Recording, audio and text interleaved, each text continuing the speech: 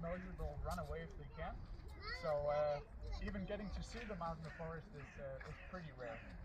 Jeg vil have lidt mat, så jeg må lige få kastet lidt over til dem. I dag der skal de få æg, og de får rundt 18 kilo per dag.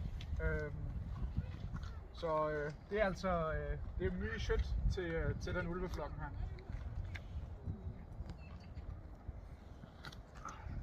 So even though they're not here, of course, they still need some food. So I'm just gonna give them their goat here.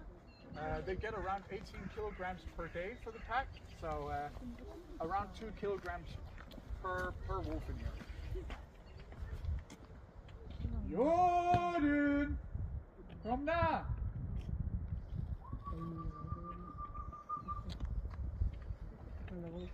Og i naturen, der spiser ulve jo hovedsageligt elg, i hvert fald her i Skandinavien. Og der kan det være op til 90% af det, de spiser.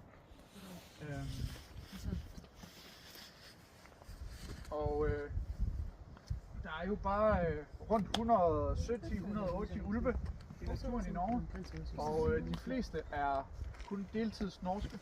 Så de bor i Sverige nogle dage og i Norge nogle dage.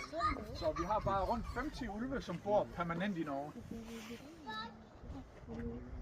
So in nature, wolves, they normally eat moose, at least here in Scandinavia. That's up to 90% of what they eat. And we only have around 180, 170 or so wolves in Norway. And most of them are part-time Swedish, so they cross the border back and forth. And that means we only have around 50 or so wolves living permanently in Norway, so not a lot.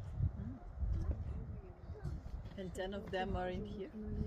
Yes.